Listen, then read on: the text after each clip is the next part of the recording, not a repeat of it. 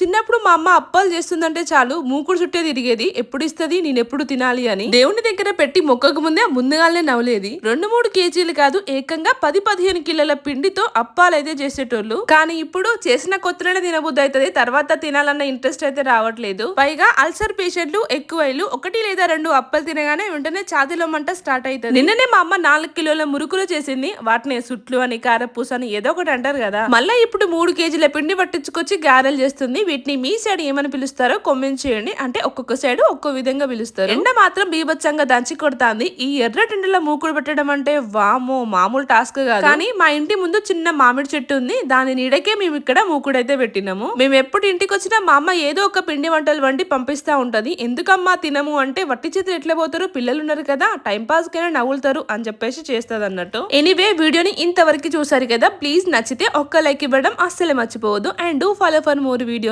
Bye guys.